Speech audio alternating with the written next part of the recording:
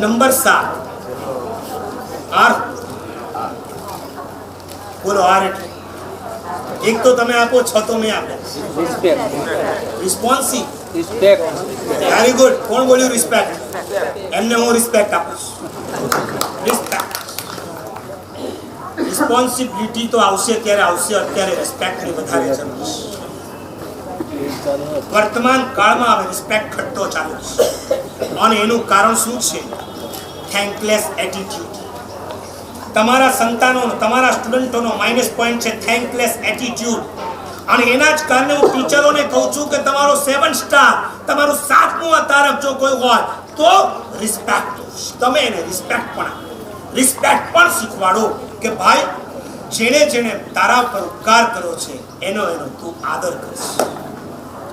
Thank you અને sorry તમે ડગલે ને પગલે ચાલવા છો, ડગલે ને. હું તમને પૂછું છું, તમારે સ્કૂલમાંથી ઘરે જવું હોય ને તમારું વ્હીકલ ખરાબ થઈ ગયું ને તમને કોઈ એમ કે ચાલો હું ત્યાં જ જાઉં છું, તમને લઈ જાઓ, એ તમને બેસાડે, ઉતરતી વખતે તમે શું કહો? થેન્ક યુ કહો કે ના કહો? જેને તમને 10 કિલોમીટરની મુસાફરીમાં ફ્રી ઓફ ચાર્જ બેસાડી અને હેમખેમ એને ઘર સુધી તમને પહોંચાડ્યા હોય એને તમે થેન્ક યુ કહો કે ના કહો?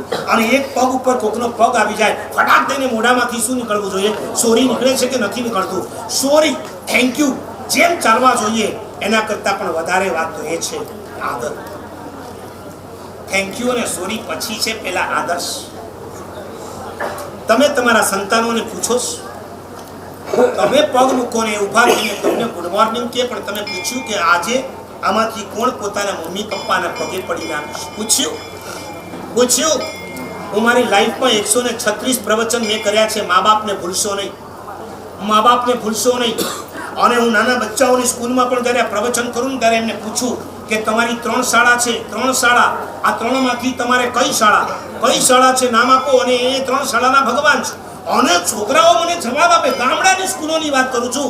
મેં તો બોલો પહેલી શાળા કઈ? તો મને કે મંદિરે એક શાળા છે અને એનો ભગવાન અંદરમાં રહેલી જે મૂર્તિ છે આપણો ભગવાન. એવું બીજી શાળા કઈ? તો કે આ વિદ્યા મંદિર, અમારી સ્કૂલ છે ને એ પણ એક મંદિર છે અને ટીચર્સ એ અમારા ભગવાન છે. અમે એમને શીખવાડીએ છીએ. તમારા માટે અમે કેટલું માન અને સન્માન એમના હૈયામાં ઊભું કરાવે છે. અમારા સાધુ ભગવંતો, અમારા સાધ્વીજી ભગવંતો લાગ મળે ત્યારે એ લોકો કન્યા શાળામાં જઈ તમારી વિદ્યાર્થીનીઓને સરસ મજાના પ્રવચન આપે. અમારા સાધુ ભગવંતો પણ લાગ મળે ત્યારે આવા પ્રવચનો કરતા હોય અને અમે એમને શીખવાડીએ છીએ. તમારા માટે તમારા શિક્ષક અને શિક્ષિકા ભગવાન છે. પણ એની સામે તમારું વર્તન જો ભગવાન જેવું નહીં હોય તો એના હૈયામાં કેવી રીતે બેસે કે હું આને ભગવાન કહું? અને નંબર 3 પછી અમે એમને પૂછીએ, બોલો ત્રીજું મંદિર કયું? નાની 4 વર્ષની બાળકી કેજીમાં ભણતી છોકરી મને કે હું જવાબ આપું. છોકરી ઊભી થઈને કે ઘર પણ એક મંદિર છે. ઘર એક મંદિર છે અને એમાં રહેલા મા બાપ એ મારા ભગવાન છે. ઘરને મંદિર, મા બાપને ભગવાન. હું મારા પ્રવચનમાં ઘણી વાર કહું છું, ઘરના ભગવાનને છોડીને મંદિરના ભગવાનની જો તમે પૂજા કરતા હો એ પરમાત્માની પૂજા નથી, એ પરમાત્માની મસ્કરી છે.